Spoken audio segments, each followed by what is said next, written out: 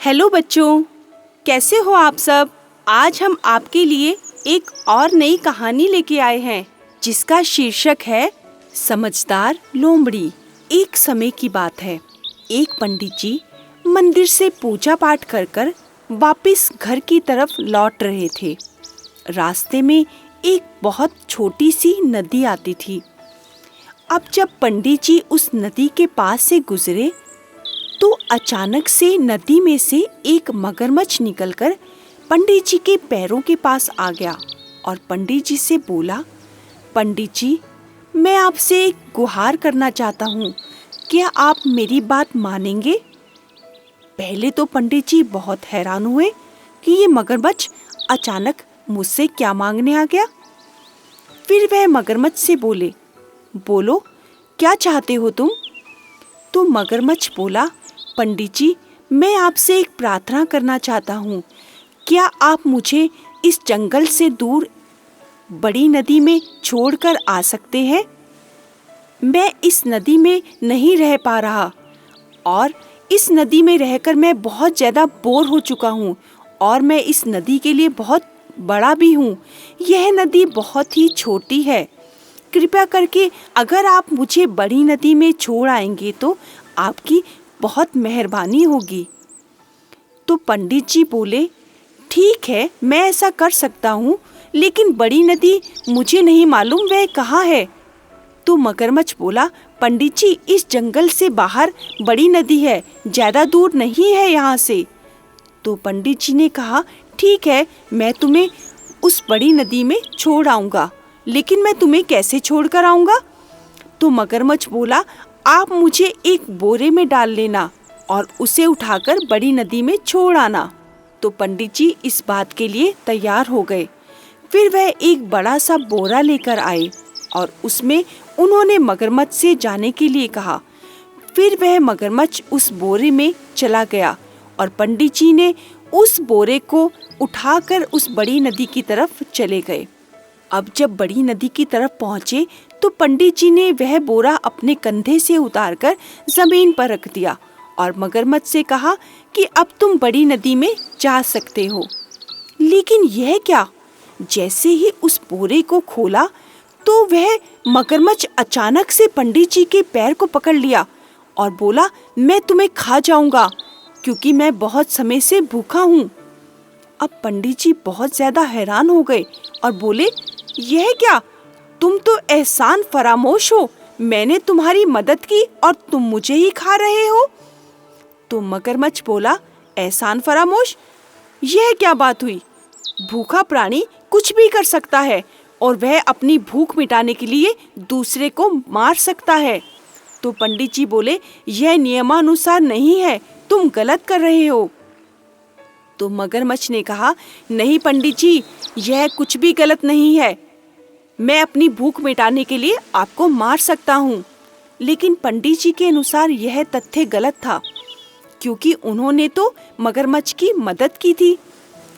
अब दोनों मानने को तैयार नहीं थे कि वह गलत कर रहा है और मगरमच्छ कह रहा था कि वह सही कर रहा है। अब दोनों को लगा कि कोई ऐसा व्यक्ति हो जो हमारा निर्णय करवा दे कि यह गलत है या सही।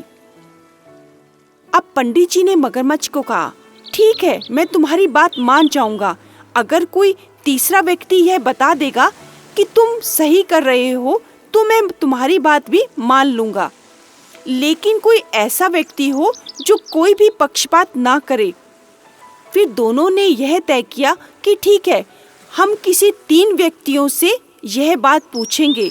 अगर उन 3 व्यक्तियों ने मगरमच्छ को समझदार कहा और यह कहा कि वह ठीक कर रहा है तो मैं तुम्हें खा जाऊंगा। तो पंडित जी ने कहा, ठीक है, लेकिन अगर उन 3 व्यक्तियों ने मेरी बात को सही कहा तो तुम्हें मुझे छोड़ना पड़ेगा। तो मगरमच्छ ने कहा, ठीक है, मैं अपने वादे पर कायम रहूंगा। दोनों मिलकर एक पेड़ के पास गए। उन्हें लगा कि यह पेड़ कोई भी पक्षपात नहीं करेगा। वह पेड़ फलों से लदा हुआ था। अब पंडित जी और मगरमच्छ उस पेड़ के पास गए और बोले, क्या तुम हमारी बात को सुलझा सकते हो? तो पेड़ बोला, क्या बात है, मुझे बताओ। तो पंडित जी ने उसे सारी बात बताई। तो पेड़ बोला, यह मगरमच्छ सही कर रहा है, क्योंकि जब मैं फलों से लदा होता हूँ तो सभी मुझ पर पत्थर मार मार कर मेरे फल खा जाते हैं और समय आने पर मुझे ही काट कर बेच देते हैं। इसीलिए यह नियमानुसार सही है और मगरमच्छ सही कर रहा है। अब पंडित जी थोड़ा उदास हो गए और बोले, हमें अब दूसरे के पास जाना चाहिए, अब वह ही हमारी सुलह करवा सकता है। अब दोनों मिलकर उस दूसरे व्यक्ति के पास गए। अब वह दूसरा व्यक्ति एक गाय थी। पंडित जी को लगा यह जानवर सही सलाह देगा और हमारा मामला सुलझा पाएगा। अब पंडित जी ने गाय के पास जाकर बोला, हे गाय माता, क्या तुम हमारी इस विपदा को सुलझा पाओगी? तो गाय माता बोली, हाँ क्यों नहीं, क्या बात है, मुझे बताओ। तो पंडित जी ने उस गाय को भी सारी बात बताई। अब वह गाय बोली, नहीं पंडित जी, यह मगरमच्छ सही कर रहा है। देखो, सभी लोग मुझे दूध के लिए पालते हैं, मुझे घास खिलाते हैं, लेकिन जब मैं दूध देना बंद कर देती हूँ तो वह मुझे खुला छोड़ देते हैं और फिर उन्हें मेरा कोई भी ध्यान नहीं रहता। यह इंसान बहुत मतलबी है। यह मगरमच्छ भी सही कर रहा है। क्या तीसरे के पास जाना सही रहेगा? लेकिन यह मगरमच्छ तो मुझे खा जाएगा। अब मैं क्या करूं?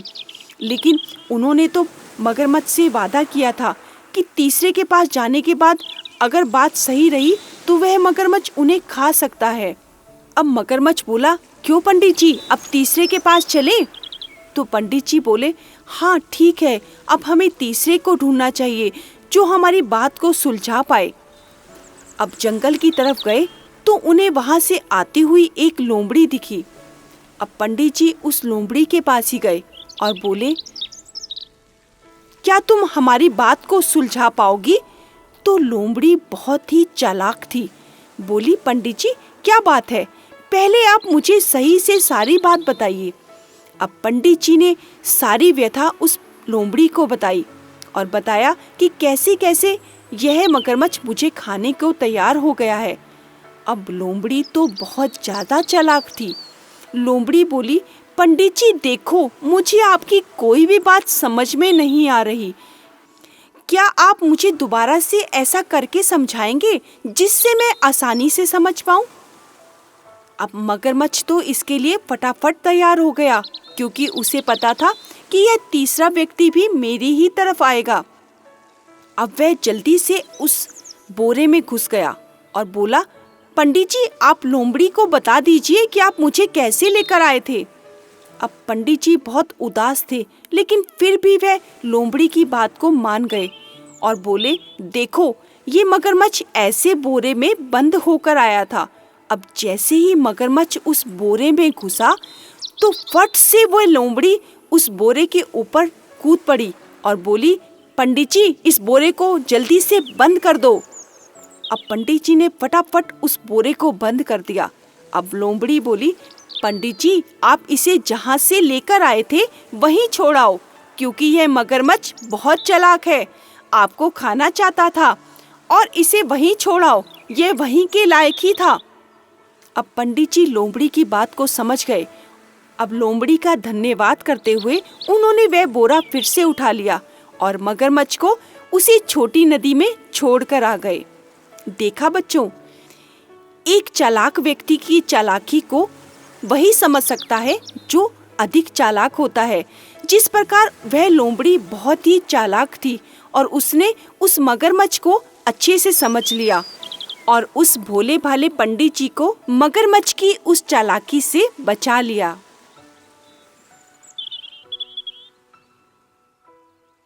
हेलो बच्चों, कैसे हो आप सब?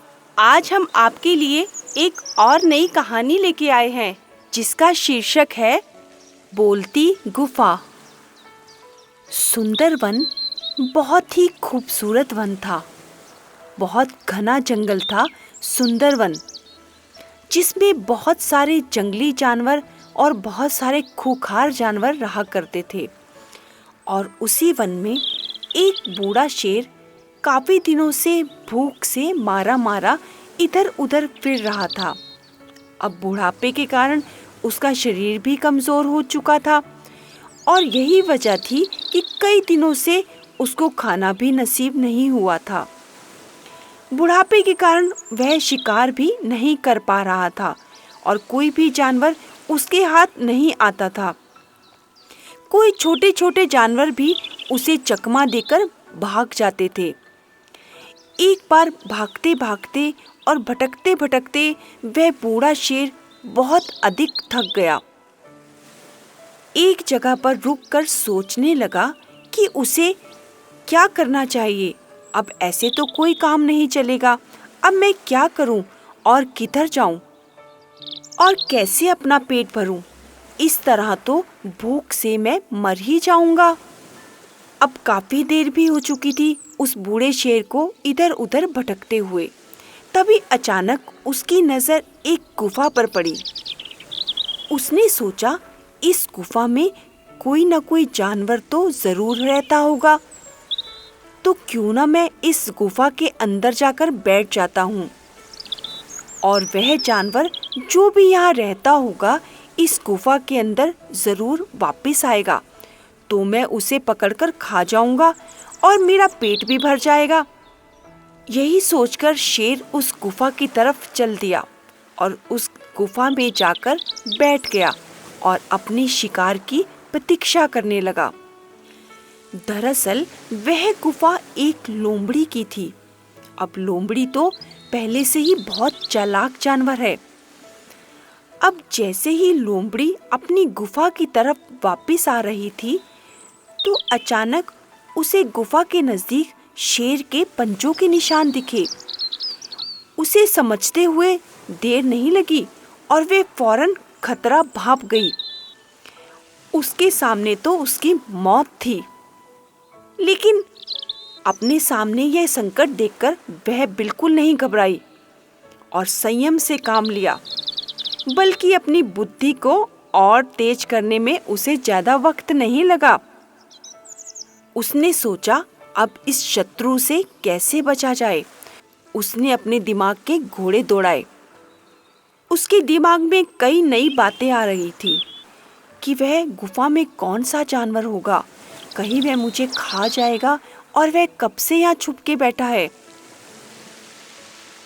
अब लोमड़ी ने एक तरकीब लड़ाई और वह गुफा के पास जाकर खड़ी होकर बोली, ओ गुफा, अरे ओ गुफा। अब अंदर से तो कोई भी आवाज नहीं आई, तो एक बार फिर से लोमड़ी ने वह आवाज दोहराई, अरे ओ गुफा, सुन ना गुफा। तेरी मेरी तो शुरू से ही ये बात रही है कि जब भी मैं बाहर से आऊंगी तो तेरा नाम लेकर बुलाऊंगी, और जिस दिन तूने मेरी आवाज का उत्तर नहीं दिया तो मैं तुझे छोड़कर चली जाऊंगी। अब तू ये बता, तू मेरी आवाज का उत्तर देगी या फिर मैं दूसरी गुफा में चली जाऊं? अब वापस जवाब ना मिलने पर लोमड़ी बार बार अपनी बात को दोहराने लगी। अब अंदर बैठा हुआ शेर लोमड़ी की सारी बात सुन रहा था और वह यह समझ रहा था, लगता है गुफा मेरी आहट से डर गई है और उसकी बोलती बंद हो गई है। अब मुझे कुछ सोचना चाहिए और सही निर्णय लेना चाहिए। अब वह गुफा की आवाज निकालकर धीरे से मीठे स्वर में बोला, आओ लोमड़ी, तुम्हारा स्वागत है, तुम अंदर आ सकती हो। अब लोमड़ी बड़े मीठे स्वर में बोली, अरे शेर मामा, तुम हो अंदर? बुढ़ापे में तुम्हारी बुद्धि सठिया गई है क्या? तुम क्या सोचते हो कि मैं अंदर आकर तुम्हारा शिकार बन जाऊंगी? इस भूल में मत रहना। यह कहकर वह तेजी से पलटकर भागी और शेर उसे पकड़ने के लिए जैसे ही गुफा से बाहर आया, वह लोमड़ी तो तब तक फुर्र हो चुकी थी। देखा बच्चों, वह लोमड़ी कितनी चालाक निकली और शेर के हाथों से बच निकली। देखा बच्चों, मुसीबत के समय हमें बड़ी सोच समझकर धैर्य से काम लेना चाहिए, जिस प्रकार इस चालाक लोमड़ी ने किया और उस मुसीबत से बच निकली। हेलो बच्चों, कैसे हो आप सब? आज हम आपके लिए एक और नई कहानी लेके आए हैं जिसका शीर्षक है आसमान गिरा। जंगल में एक चीकू नाम का खरगोश था। वह बहुत ही डरपोक था। अब उसे अक्सर लगता कि कहीं ये आसमान अगर हम सब पे गिर गया तो। उसे इसी बात का हमेशा डर सताए रहता था। इसीलिए वह कभी भी गहरी नींद में नहीं सो पाता था। उसे लगता, अरे अगर मैं सो गया और ये आसमान मेरे सिर पर गिर गया तो। वह जब भी सोता तो चौकन्ना होकर सोता था। अब एक दिन खरगोश एक नारियल के पेड़ के नीचे सो रहा था। अब अचानक क्या हुआ, एक नारियल उस पेड़ से टूटा और खरगोश के पास आकर गिर गया। अब खरगोश ने यह तो नहीं देखा कि वह गिरा क्या है। अब खरगोश को जैसे ही धम की आवाज आई तो खरगोश ने तो सोचा, ले बेटा गिर गया आसमान, अब तो भाग ले अपनी जान बचाकर। और खरगोश हड़बड़ाकर तेजी से रफ्तार में भागने लगा और चिल्लाने लगा, भागो भागो आसमान गिर गया, अपनी जान बचा लो आसमान गिर गया। अब भागते भागते रास्ते में उसे एक भालू दिखा। भालू ने पूछा, क्या बोल रहे हो? क्या गिर गया और तुम क्यों तेजी से भाग रहे हो? खरगोश ने बोला, भालू मामा भाग लो, अपनी जान बचा लो, आसमान गिर चुका है। आसमान गिर चुका है? ये क्या? भालू ने बोला, ये क्या? खरगोश तुरंत बोला, भालू मामा मुझे कुछ भी बताने का समय नहीं है, बस तुम भाग लो क्योंकि आसमान गिर चुका है, हम सब मारे जाएंगे और तुम भागो तेजी से। अब भालू ने भी कुछ भी सोचा और समझा नहीं, वह भी तेजी से खरगोश के साथ ही भागने लगा। अब जब वे दोनों भाग रहे थे तो उन दोनों को भागते हुए एक लोमड़ी ने देखा। अब वैसे तो लोमड़ी बहुत चालाक है, लेकिन वह खरगोश से बोली, खरगोश तुम क्यों भाग रहे हो? और साथ में भालू मामा भी, क्या बात हो गई मुझे तो बताओ। अब खरगोश फिर से लोमड़ी से बोला, अरे लोमड़ी मौसी क्यों बातें बना रही हो, जल्दी से भाग लो, अरे आसमान गिर चुका है, हम सब मारे जाएंगे, अगर अपनी जान बचाना चाहती हो तो तुम भी हमारे साथ भागो। अब लोमड़ी ने तो आप देखा ना ताव अपनी जान बचाकर भागने लगी।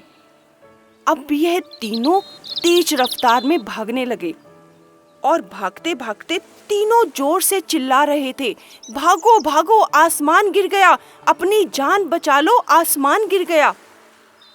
अब जैसे ही यह बात सारे जंगल में फैली तो सभी जानवर दुम दबाकर भागने लगे, अरे भाग लो, सभी जान बचाकर भाग लो।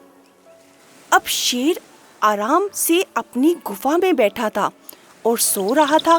तभी शेर को सबकी आवाजें सुनाई दी तो शेर हड़बड़ाकर अपनी गुफा से बाहर निकला और बोला, क्या बात है, तुम सब क्यों भाग रहे हो? अब सभी शेर के पास आकर खड़े हो गए और बोले, महाराज आसमान गिर चुका है, हम सब मारे जाएंगे, आप भी अपनी जान बचाकर भाग लो। अब एक बार तो शेर को बात सुनते ही हंसी आ गई। आसमान गिरा है, यह क्या? फिर शेर ने लोमड़ी से पूछा, अरे ओ लोमड़ी, तू क्यों भाग रही है और तूने आसमान गिरते हुए देखा था?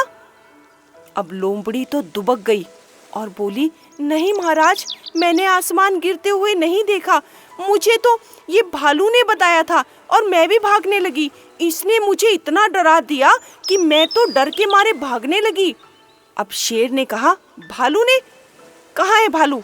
अब भालू बोला, नहीं महाराज, मैंने भी आसमान गिरते हुए नहीं देखा, मुझे तो इस खरगोश ने डरा दिया था, इसीलिए मैंने सबको भगा दिया कि भागो भागो आसमान गिर गया।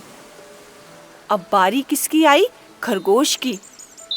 अब शेर ने गरजते हुए खरगोश को बोला, ओ खरगोश, क्या आसमान गिर चुका है? कहाँ गिरा है आसमान? क्या तुमने आसमान गिरते हुए देखा?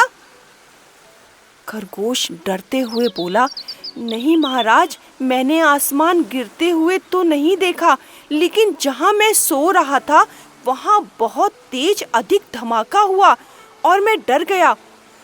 और मुझे लगा कि आसमान गिर चुका है, इसीलिए मैंने सबको जान बचाने के लिए कहा। तो शेर बोला, कहाँ सो रहे थे तुम? चलो मेरे साथ और सभी चलो, हम देखते हैं कहाँ पर गिरा है आसमान। अब सभी जंगल के जानवर, शेर, लोमड़ी, भालू, खरगोश, सभी मिलकर उस जगह पहुंचे जहां पर आसमान गिरा था।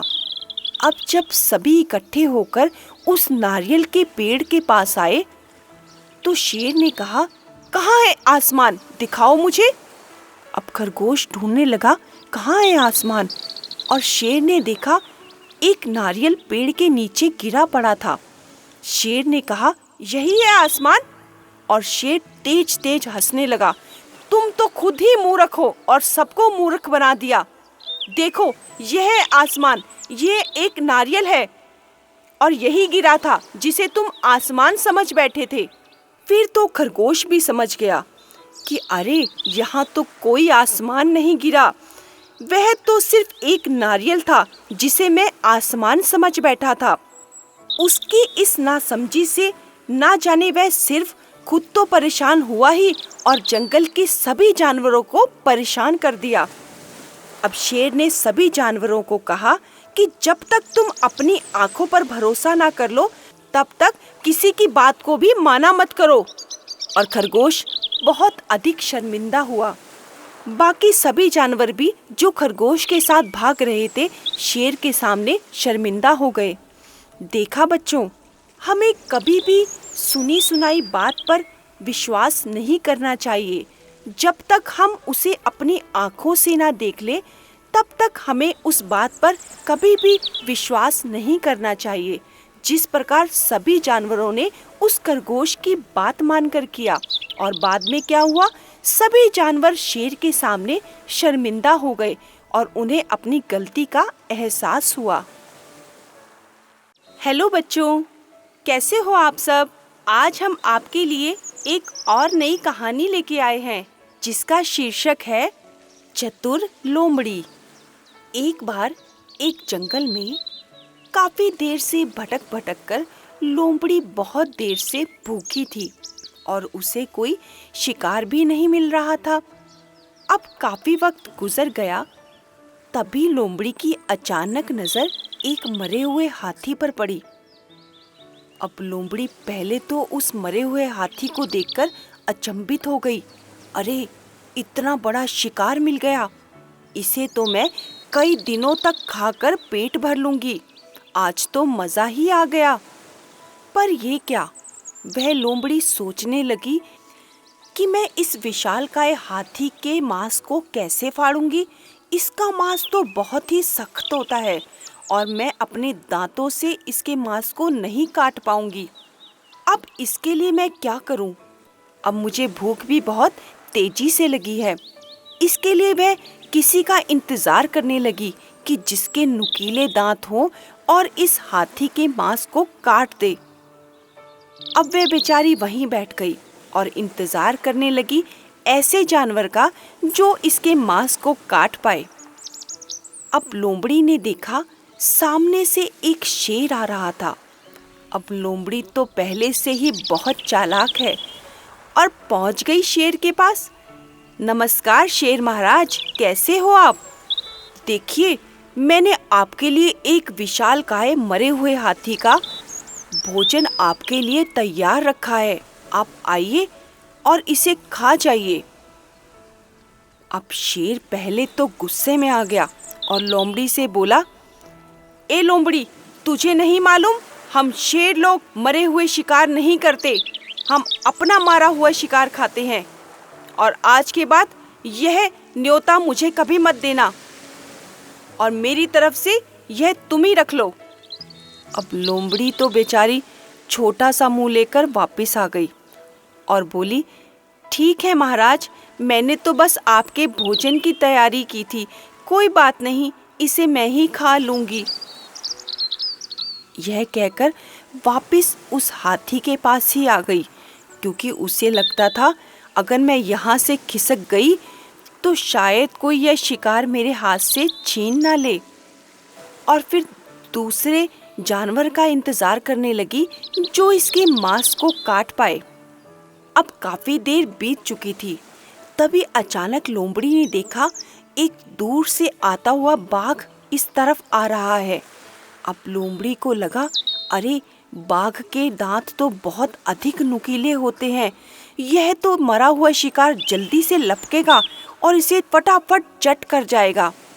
अगर इसने यह मरा हुआ हाथी देख लिया तो मुझे तो इसकी हड्डी भी नसीब नहीं होगी। मुझे कुछ करना चाहिए। अब वह बाघ उस हाथी तक पहुंचता, इससे पहले वह लोमड़ी उसके पास भागकर पहुंच गई। बोली, अरे रुको रुको महाराज, इस तरफ से मत निकलो। अब वह बाघ बोला, इस तरफ से? तुम कौन होती हो मुझे रोकने वाली?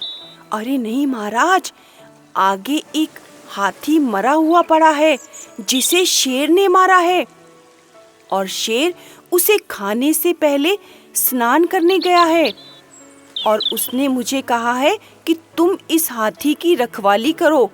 अगर इस पर किसी ने शिकार कर लिया तो मैं उसे मार कर खा जाऊंगा। और आपको तो मालूम ही है कि यह शेर बाघों से बहुत अधिक चिढ़ता है, क्योंकि पहले ही उसका एक शिकार एक बाघ उठाकर ले गया था और इस शेर ने उसको कुचल कुचल कर मार डाला। वह बाघ तो डर गया और लोमड़ी से बोला, देखो लोमड़ी, मैं इस तरफ से गुजरा हूँ, यह बात तुम शेर को मत बताना, तुम्हारी बहुत अधिक मेहरबानी होगी। मैं यहीं से वापस चला जाता हूँ। अब लोमड़ी तो इसी ताक में ही थी।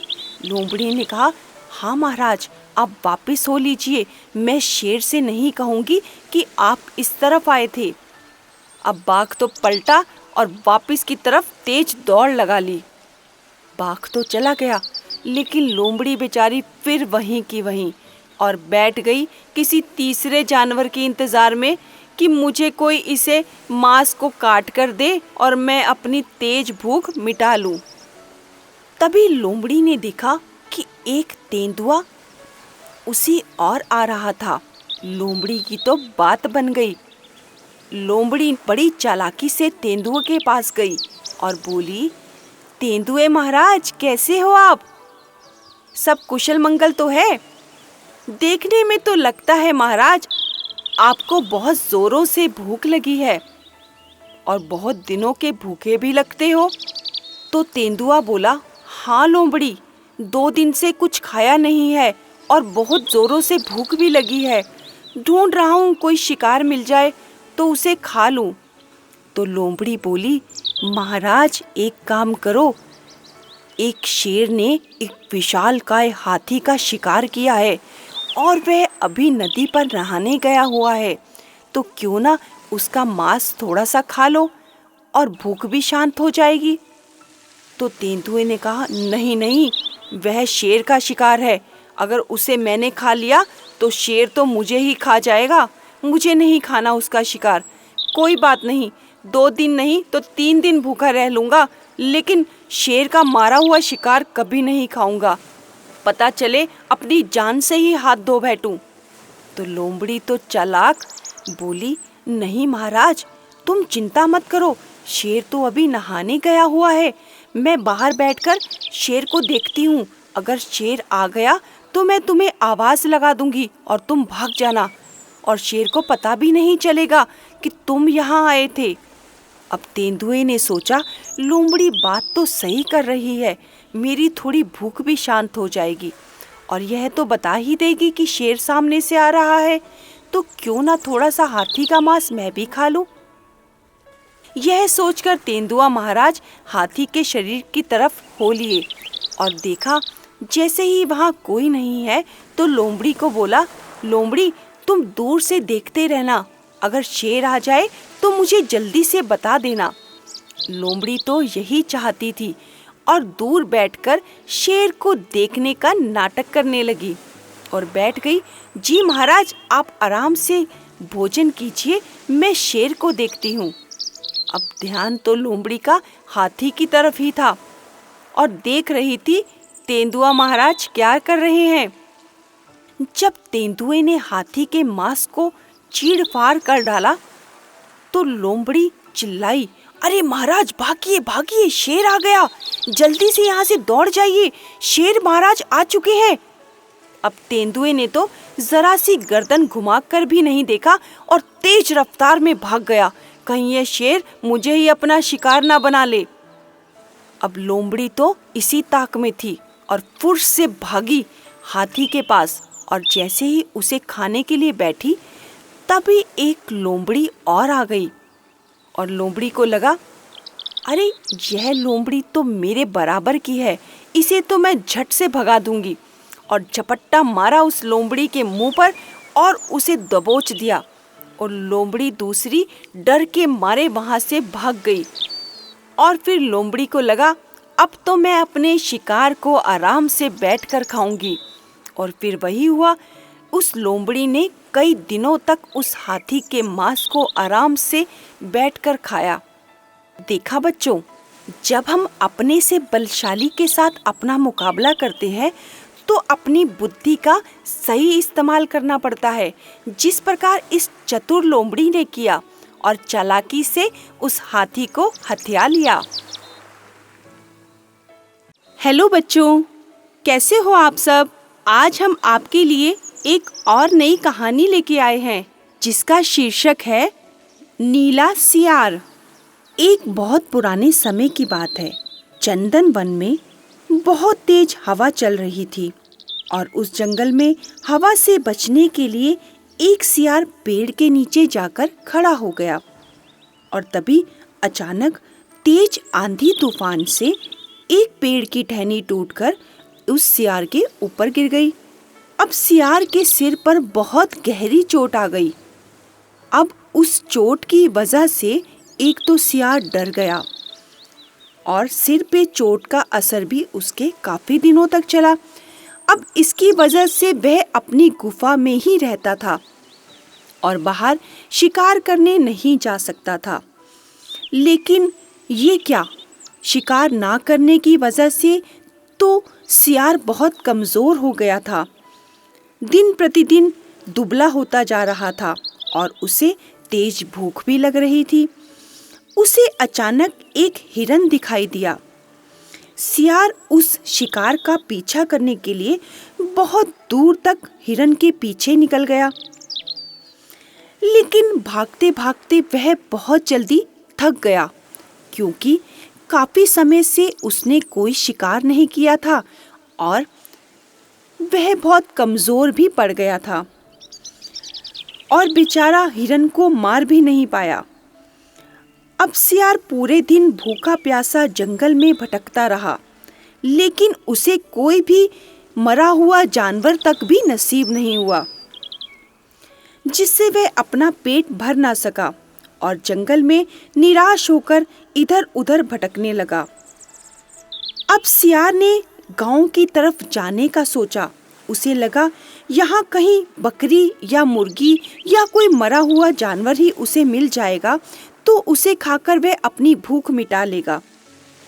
तब सियार गांव की तरफ हो लिया और शिकार को ढूंढने लगा।